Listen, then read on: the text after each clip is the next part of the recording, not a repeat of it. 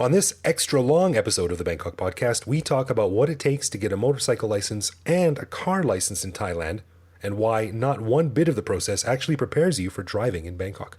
And we'll also tell you a new way you can show your support for our show. Because you love us, right? Here's episode 2.37 of the Bangkok podcast, straight in your ear holes.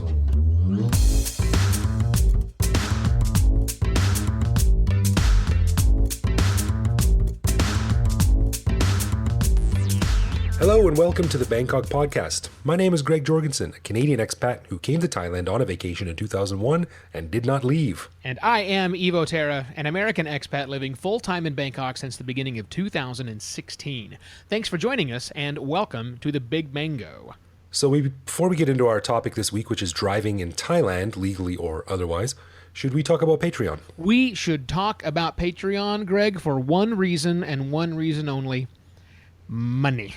Money, sweet money. Money. So let's talk about Patreon for just a moment. For those that are not in the know, Patreon is a fantastic service that allows people like you who enjoy the show, who listen to the show, to support the show financially. It's really simple. They've made it as easy as possible to do so. You can give us $1, you can give us $5, you can give us $50. Hell, we don't care. Give us as much money as you want to, and every dollar that you give to us goes directly back into us making this show even better for you every week. I really like the idea of Patreon because I listen to a lot of podcasts. In fact, that's all I listen to. I don't even know why I pay for a subscription music service anymore.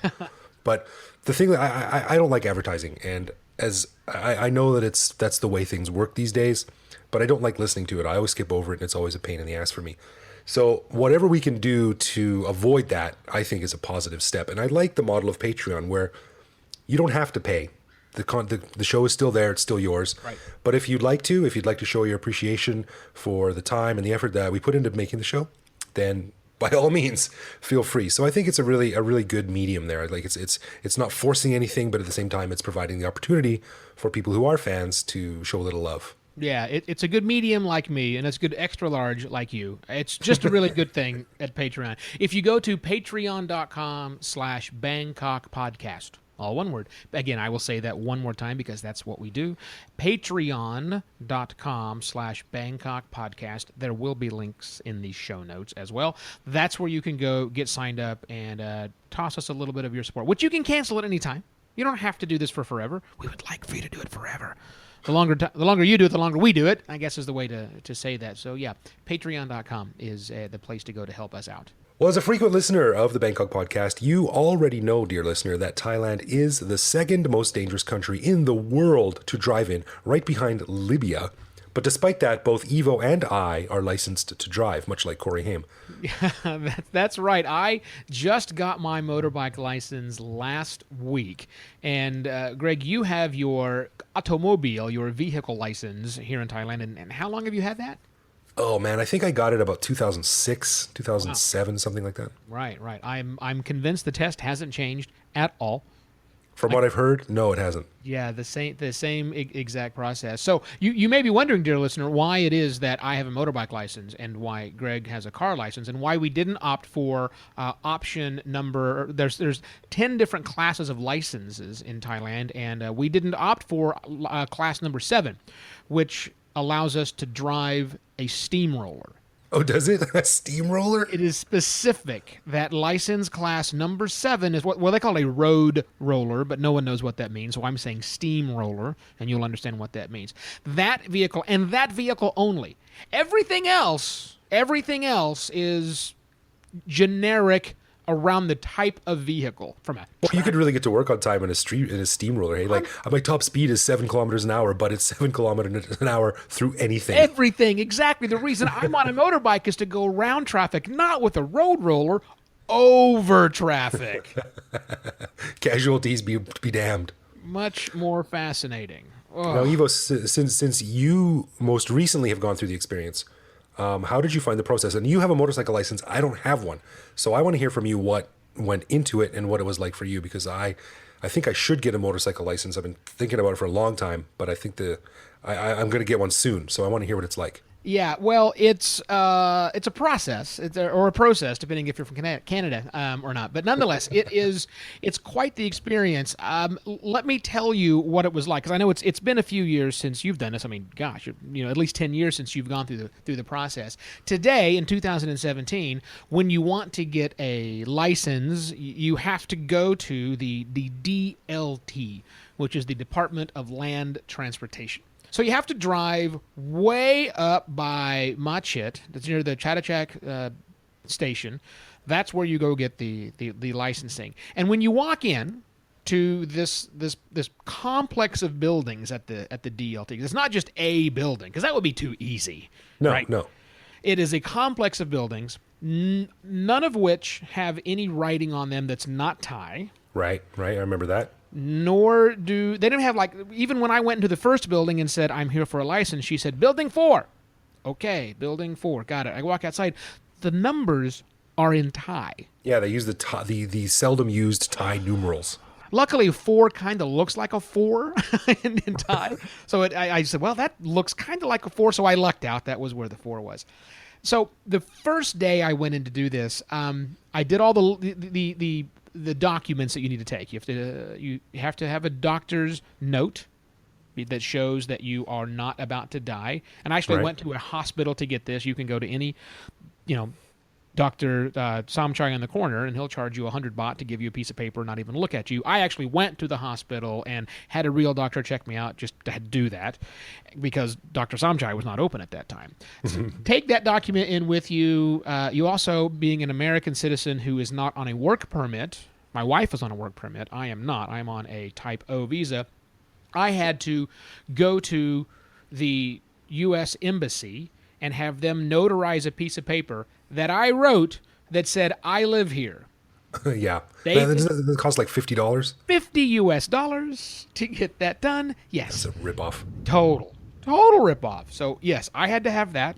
I had to have the doctor's note, and, of course, copies of my passport, and I think that was it. So you take that information down. The ladies say, that's fine. Go over here, wait in line for a bit, and then you go upstairs to take your physical test, which doesn't mean a physical that you just got at the doctor. It means a physical test where they test you for things like depth perception. Right. I remember that too. I did the same thing. And your reaction time. Can you push the brake quick enough when the light comes on? It tests your peripheral vision. Can you see things out of the corners of your eye? And the other test, which they do, is make sure that you know what color the lights are. Red, yellow, green. But actually, during the test, the yellow light was kind of greenish yellow, so that wasn't really helpful. Nice. So you do all of this test, which you can't fail those. I mean, literally, you can't fail. I watch people failing those. In fact, I almost failed the depth perception, but the ladies will coach you through the process. That's a really hard one. That's where the two sticks and one of them moves backwards and forwards, and you have to press a button when they're equal. That's really difficult. It's very difficult in this case because the light was broken inside of this little thing, and they were not parallel. One was askew, and so it's like this. Oh man, they're stacking the deck against you. Exactly. But then, good news, these ladies who are running this clearly were part of the Thai public education system where there are no failures. We just need a little extra encouragement to go through. So I finally passed that, and when I was done, I was informed that I was unable to do the written test or the actual driving test that day. I would have to wait 3 weeks. Why? That was the next time they had a class set up for English speakers. I think if I was Thai, I could have gone on through. But because I'm English, they only now do those on a set schedule. And the next one was 3 weeks later. So 3 weeks later, I drive my motorbike without a license. I drive my motorbike without a license back up there. Badass. I know. Once again, and I sit down at 8:30 in the morning as instructed to watch some videos and take a written test. And did you pass? Well, hold on. Did you get to watch these videos? Yes, the road safety videos. Oh my God. Listen. How long was yours? From 9 until 3. Oh my God. 9 until 3. The first video came on, and of course, it's all in Thai, but there are English subtitles for a 10 of us in this room which do not speak Thai. Many of them, English was not their first language either, but so what? Those are your options. You can get it in English or you get it in Thai. So the first video went through the legal codes that make up what driving is like in Thailand. And by going through, I don't mean literally, I mean almost literally. We're walking through all this. I know how fast a truck that is able to carry between 7 and 12 vehicles, but not more than 12 vehicles, that doesn't weigh any more than 12,000 kilograms can go on a highway. Because that comes in handy all the time. Yeah, right. You need to know that. Super critical information. So that was stupid, going through the legal crap, which was just a nightmare. Then the second video plays, and now I've got some weird slapstick Saturday afternoon comedy that is overtly sexist with these three Thais. Strong brother, who's the jerk. We have good brother, who's the real nice guy that passes all the tests. And we have sweet girl, the sister. And they're all going through, and it's explaining what's right and what's wrong about their driving styles. Oh, it was just designed to be funny and just painful. It was painfully bad. Then we watched the Blood on the Highway, whatever that was called, where you get to watch in slow motion and in repeat and repeat and repeat these horrific accidents. In one case, a body was literally severed in half. Literally severed in half, flying through the air. And you see this.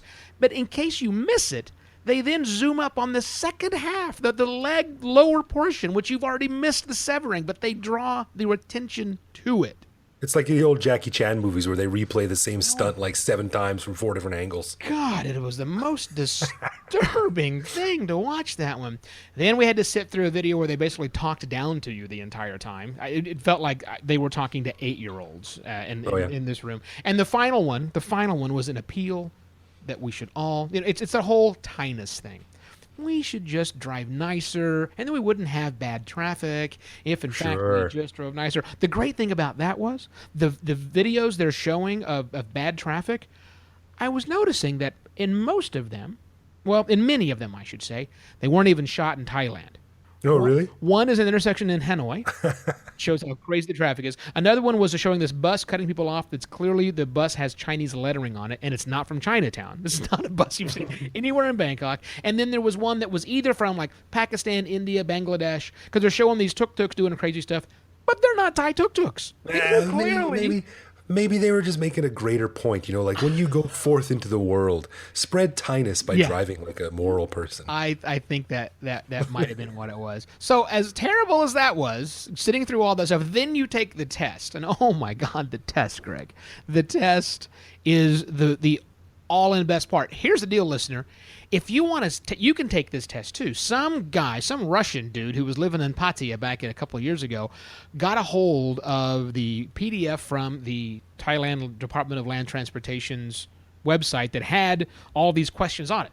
And he made a fake test. And so some of the sillier questions that get asked, that people get tripped up all the time on, I just love these things. One of them is, which type of vehicle is prohibited to drive on a public highway? Option A, a tractor with rubber tires. Actually, that's not the incorrect answer, because you can also get a license to drive a tractor. Of course you can. A tank used in warfare. As opposed to a tank used in peacemaking. Yes, right. Don't forget, we do live in a military dictatorship, and let's support the troops. A vehicle with an 80 decibel engine, or a vehicle with broken taillights. Yeah, I remember this question too. This was also on the automobile test question. Yeah, no, there was no difference. The automobile, there was no motorcycle written test. It was just a driving test, general driving test. So figure out what the right answer there. Broken taillight. The second one that I thought was hilarious is, as a driver, you must not, option A, make a turn into the bus lane. Option 2, driving a race car on a public road with the permission of the relevant traffic authorities. 3, carry loads that obstruct your vision behind and to the side of your vehicle. Or 4, enter halfway into the next lane when an obstruction blocks the left side of the lane you are driving in. Oh, man. These aren't helpful. And first off, you're thinking, driving a race car in a public... That's a wrong answer. Actually, that is the wrong answer. If you press that, it's okay in Thailand to drive a race car on a public road as long as you get permission from the relevant traffic authorities. So these questions, Whoever they are. yeah, right. Some cop standing on this corner. I don't know who this person is. So that's what these 50 questions are, just nonstop ridiculousness that makes no sense and has nothing to do with the reality of actually driving in this country, but it's a test somebody wrote, I'm not sure, 100 years ago, and has continued to this day. It's just atrocious. Yeah. I remember the questions, they were so arbitrary, and some of them were so, like, A and B were so similar that you're like, well, like, which one of these is illegal? You're like, well, both of them should be. Yeah. And also the English was pretty bad when I took it too. Translations are terrible. They've got pictograms of like where is appropriate to park, and I look at those and I go, all those look like really bad places to park. You really shouldn't park in any of those spots. So you just randomly pick one and you hope you get it right. Anyhow, I passed. I was the second person to finish the test. Nerd. All said and done. So again, this is now it's 3:30, maybe 3:15. Didn't take any time at all. So I get up and going, great, now I can take my driving test, right? No, you don't have time to take the driving test today. You have to come back again, another hour-long drive the next day, come back tomorrow, and you can take your driving test. Jeez, what an ordeal. So I went the next day and did the driving test, which was even more comical because now I had to sit through 2 more videos. These time the videos were in English. Great news. When I say I had to sit through 2 videos, that's not true. I had to sit through a video that played twice. They wouldn't let us leave the room until we watched the video a second time that was nothing but watching somebody else go through the course we're about to go through. And all the course did was to make sure you're on like a little go-kart track with signs up and you have to follow the signs. Okay, I think I can do that. No, you can't. Watch it twice in English, and then Greg, she comes back into the room, switches the DVD, and plays the exact same video in Thai. No way. Oh, no. But you know what? That didn't help, because I was with 10 people, 4 of them failed their driving test. Wow. So what was the actual driving test like the actual driving part? You sat on your bike, and you remember what that video said? You drive forward, and there's a sign that tells you to turn right. You turn right. What kind of bike did you have, first of all? My bike. The bike that I brought. So you can drive your own bike? You can drive your own bike, even though you are currently unlicensed. I was just going to say, how do they expect everyone to get that? They encourage you to use your own bike. I know. That's fantastic. It's so insane. And so then you just drive through simple, easy course. But here's the trick. At no point, when you're not at a stop sign, should your feet ever leave the pegs of your motorbike. If your feet leave the pegs of your motorbike, you fail. And 4 people did it, and the woman that was running this thing was completely displeased with these fellas, and I don't speak Thai, but I knew what she was saying. Yeah, it must have been the same woman that did the test for me, because I remember she was a Nazi. Oh my God, this woman is vile. She's the opposite of Tynus. Woo! Some angered mama-san, man. She was not a happy person. Just ripping these guys a new one and waving for me to go with a scowl on her face. Like, I am not going to piss this woman off. I'm going to nail this thing dead nuts, which luckily I did. But here's the best part. While we were getting while there were 10 of us out there trying to pass this test, trying to get this course, at the exact same time, there's about a dozen teenagers from the Navy who were there on the same course for some strange reason, getting their license to drive the big people movers that you need in like warfare, like armored personnel vehicles. So an APC is on the same course as us in motorcycles, and we have to drive around it as we're navigating the course with these 16-year-old Navy guys driving around too. Well, that actually might be some practical testing, because you never know what traffic in Bangkok is going to be like. I totally agree. I was a little upset. I went, no, this is legit. This is good. Yeah, totally. I think this actually works. So all you need now is a guy pushing a cart full of fried bugs to run out in front of you or something like that. Yeah, that would be the only way that it get better. But so after 3 different trips, spread across 3 different weeks, I am now the holder of a 2-year temporary motorcycle license in Bangkok. Yay! Congratulations. Oh, thank you very much. Now, how does that match with your recollection of events from 10 years ago, Greg? Well, thankfully, my experience was not as convoluted as yours. I did mine all in one day. Bastard. And the only reason I did it was because normally when you have your home country's driver's license, you can go to the Department of Land Transport, Building 4, and just say, here's my Canadian one. And they say, thank you very much. Here's your Thai equivalent. And that's about it. But I'm an idiot and I let my license expire. Right. So I had to go from zero. So it was largely the same thing. The video I had to watch was only an hour at that time, and I was the only non-Thai there. So I basically sat in a room by myself watching this video for an hour. And then the written exam was you go around with a group. So there was like 15 people, and there was me and 14 other Thai people, and we sort of shuffle around from station to station in a little group. So you kind of get to know the other people. Right. And you do all the tests you mentioned. You do the peripheral vision test, Yeah. you do the depth perception test, things like that. And then you take the written test. And I failed my written test. Oh. And I'm like, ooh, sorry, I can't remember what the numbers were, but I got like, you had to get like, 18 out of 20 or something, and Yeah. I got like 14 out of 20. Ah. And so I was like, oh no, what do I do now? I can't really come back tomorrow. I took the day off work. And the woman who was monitoring the exam said, oh, no problem, just go outside and practice and then come back in after lunch. And they have like these automatic machines outside, like these booths where you can like touch the screen. That's what those are for. I wondered why there's an overflow room. No, it's for the failures can do it again. Again, this is let's social promote people. We don't fail in Thailand. It's all good. So I'm like, all right, I'll just take the test again. Beep, boop, beep, beep, beep. And it wasn't the exact same exam, but it was very roughly the same. So I did the testing and I had lunch and I came back in after lunch and this time I passed. Well, So then it was on to the driving test. Okay. And I didn't drive there. I took the SkyTrain because it's right at Mochit BTS Yeah. station. Right. So like you said, it was a little go-kart track, which doesn't prepare you for traffic in Bangkok at all. Right. It's you and no one else on the road. And that happens Yeah. exactly 0 times ever in Bangkok.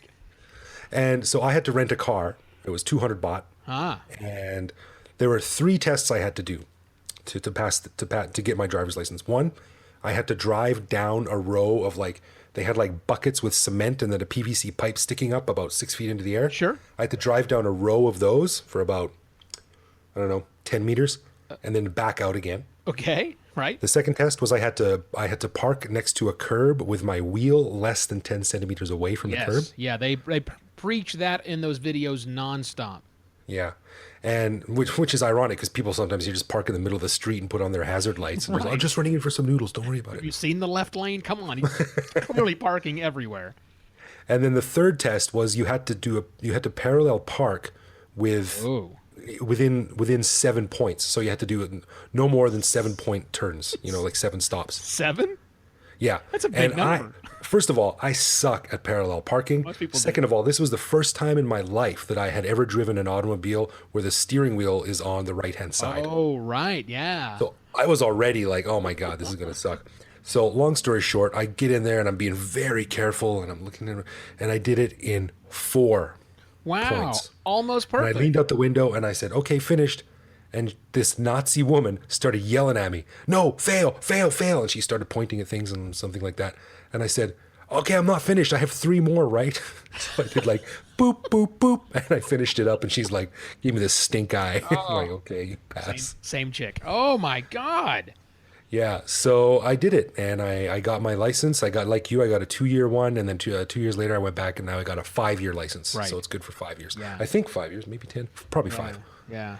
But it's an interesting experience, and we didn't have any APCs on the course with us, but it was so like none of it actually replicated what it's actually like to drive in Bangkok. Absolutely not. And that's what kind of irritated me because as I'm watching these videos, there's like a handful of things about motorbikes, just basic things that I think are the law weren't covered. I mean, like, for example, I have heard, and in fact, in one of the videos, like on the Blood on the Highway video, where they play 4 people who were drinking and driving that killed people, they made them do testimonials about how horrible their lives are. One of the guys was on a motorbike and was in the right-hand lane, drinking at night, killed himself. Or not killed himself, obviously, because that'd be a neat trick. But, you killed somebody else. And his comment was, if I had to do it all over again, I wouldn't drink and drive, and also I wouldn't drive in the right lane because that's illegal. And I perked up. And I thought, oh, driving in the right lane, I had heard of that in a motorbike. Driving in the right lane is illegal. I had heard that from someone else about 2 weeks before. I was like, oh, Really? oh, maybe there's some information I'm going to get next that talks about specifics about where you can and can't drive. No. No, nothing like that.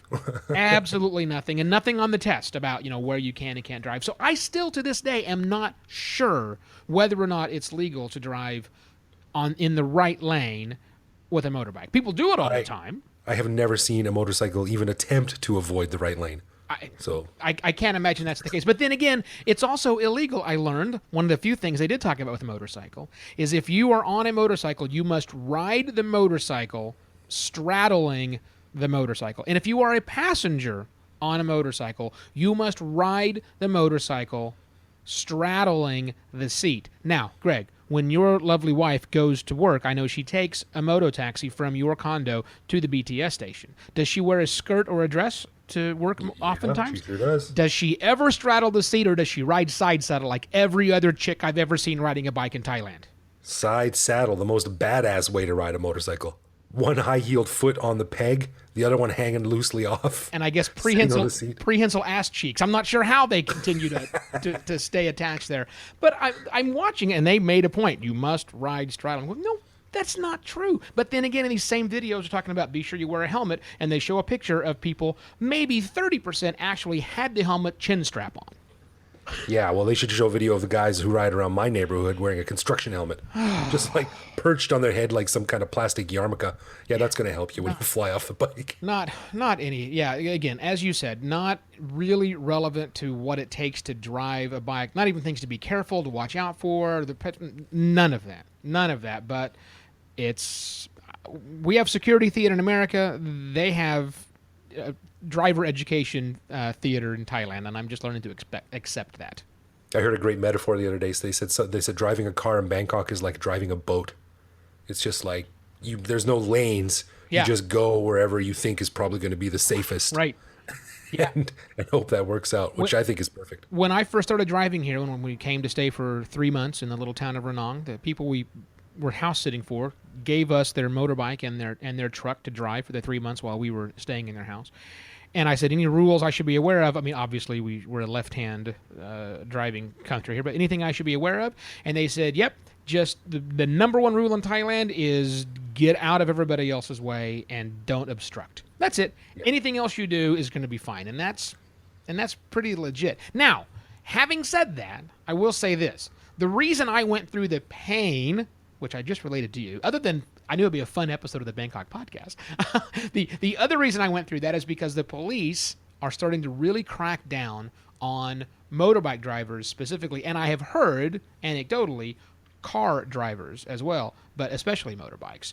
It used to be very easy to just pay off a cop with, a couple $100 baht, and that's less than $10 for the non-Thai nationals or non-Thai expats living in or listening to the show. But I'm getting the distinct feeling as I'm watching that's coming to an end. Now, it could be that what I'm seeing with 6 or 7 police officers pulling people over that do not have helmets on, that may be a flash in the pan. Thailand is notorious, as I understand, for new edicts being issued. They get really hot and heavy for a day or two, and then they quickly go away once again. That's possible. That's just giving an appearance of activity. But I have a funny feeling it's sticking. I have seen a much greater emphasis on people wearing helmets, where just a few months ago that wasn't the case. Now, that's my perception. I recognize that I'm deep into this. I've been thinking about this, and I just might be looking for it too much, a little bit of almost confirmation bias. What do you think, Greg? I can see it happening. I haven't noticed anything myself. I've only been pulled over once, and that was because I was driving with an expired registration, so it was a totally legitimate pulled over. Mm-hmm. So I'm lucky for that. But yeah, I think it's just the natural evolution of things as technology improves and these kind of things start to go online and be sort of electronically tracked.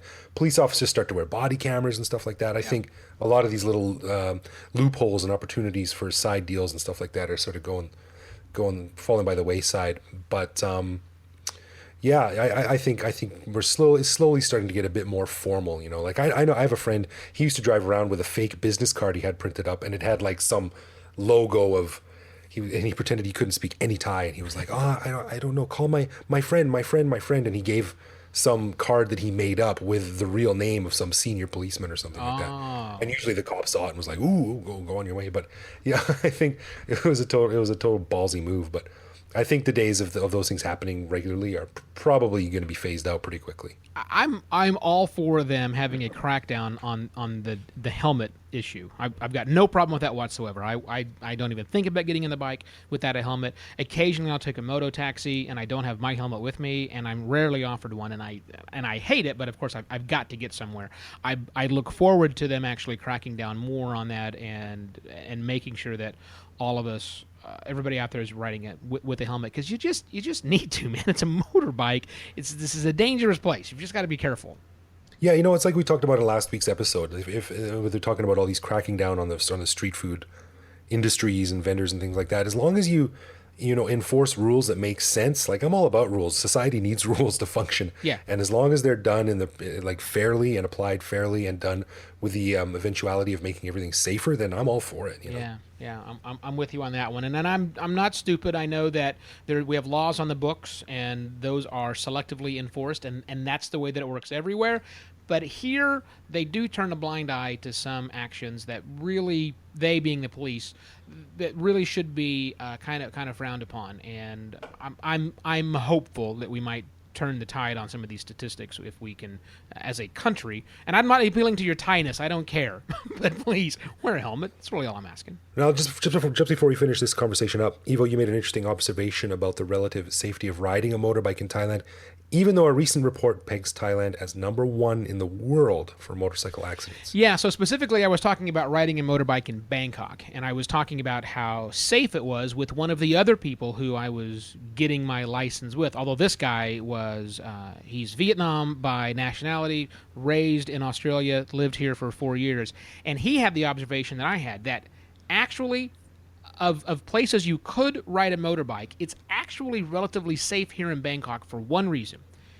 The other people that you're driving with are always the problem. I mean, that's all. The chances are, if you have an accident, it's going to be somebody else's fault, right? It's that the other driver you can't account for. But in Bangkok, the other drivers of vehicles on the road, of cars and trucks, are hyper aware of motorbikes because we zip in and out of traffic all the time. It is rare, although it does happen, but it is, I'll change from rare to uncommon, that somebody just changes lanes arbitrarily, because most of them, from taxi drivers to truck drivers, know that if traffic is stopped, there's probably a motorbike about to zoom by me. So they're extra careful. They leave space for motorbikes to weave in and out, and that means lateral space or space in between vehicles. They just seem extremely hyper aware. Here in Bangkok, it's certainly not that way in the countryside, but here in Krung Thep Bahanakan, they do seem to be on the lookout for motorbikes, which is something that's awesome and something that's non-existent in America. We have giant campaigns to start seeing motorbikes, but I feel here in Bangkok that we are well seen and expected to be coming out of nowhere. Yeah, and that's what I say about the same thing about riding bicycles in Bangkok. I think it's not safe, but it's not as insanely dangerous as everyone automatically assumes it is, because I think Thai drivers are very aware of their surroundings, much more so than they are in Canada, that's for sure. Yeah. So I guess if there's one thing that crazy bicyclists and motorbikes have done, it's made the rest of the drivers better and safer drivers. So you're welcome, Greg. People like me make your life better. Sure, anytime. Well, that's been talked to death, and it's our longest show ever. But let's switch. Before we go away, I want to talk about our favorite segment of the show, or at least my favorite segment of the show, and that's Love, Loathe, or Leave. If you are new to the program, this is where one of us, this week it's me, takes a special, unique little aspect of living in the Kingdom of Thailand and presents it to the other to find out, is it something that they love about the country, something they loathe about the country, or something they hate so much that it's going to cause them to leave before too terribly long. Women in Thailand, Greg, when I'm riding with them on the BTS, I can't decide whether these girls, and they're always girls, are they vampires or are they stoned? Their eyes clearly indicate one of those two things, because they are unnatural. They're either weird vampires or they are stoned out of their mind because of those horrible two-bot contact lenses that change their eye colors. and clearly are irritating them because they are red rimmed and an unnatural shade of something that's never blue. They always want blue, but it's never blue. It's always Yeah. something wrong.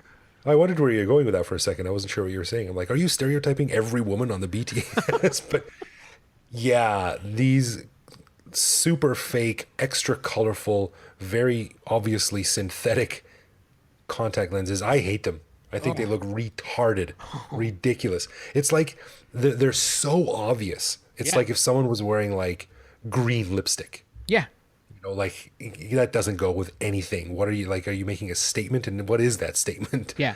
Like, I understand it makes you look unique, but Marilyn Manson looks unique and he's got a weird contact in his eye too. Not necessarily a good thing. Yeah. I remember on the great satirical website, notthenation.com, which is like sort of like the Onion for Thailand. It hasn't been updated in a long time, but many years ago they had an article about how a little tourist kid came to ask the front desk at his hotel a question or something, and the clerk at the hotel had these contacts in and he ran away screaming werewolf. Yeah, I'm telling you, it is the creepiest thing to look at them, and they're so cheap. They're everywhere. Every BTS stop, it seems like, has a kiosk selling these things in a variety of colors and shades.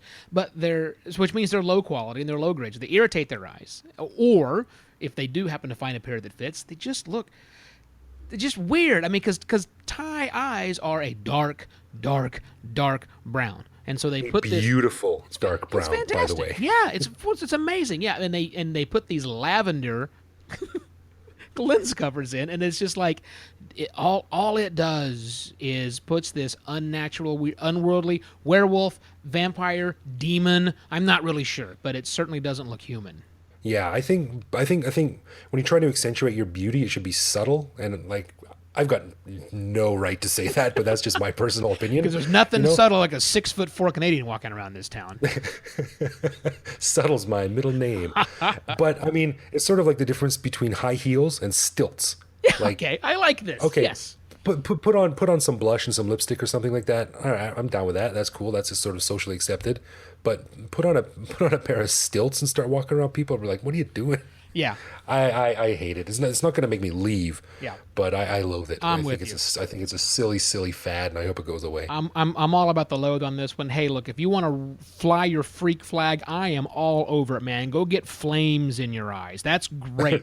Do something wild, but you're a sheep because every other one is wearing these things and they're just not working. It's really not working. Go ahead and look the other way. It is. Boo, boo, boo. Hey, before we go, a quick reminder, as we talked about at the top of the show, you can show your support for this podcast financially by visiting patreon.com/Bangkok Podcast, so we can keep this show ad-free, as Greg mentioned.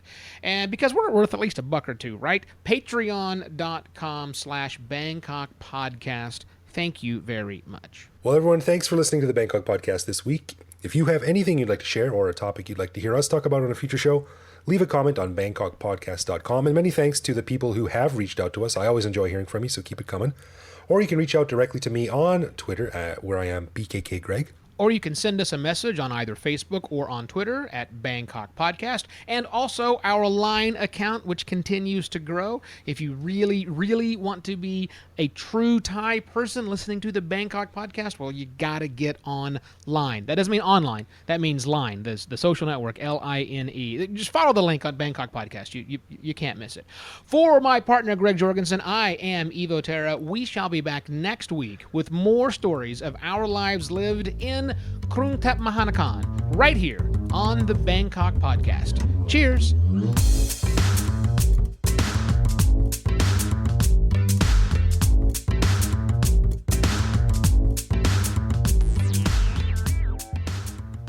Ear holes. I like that. Weirdo. Fine. Well, it's not wrong, is it? I guess that works. So, yeah. Okay, man. So that'll do it.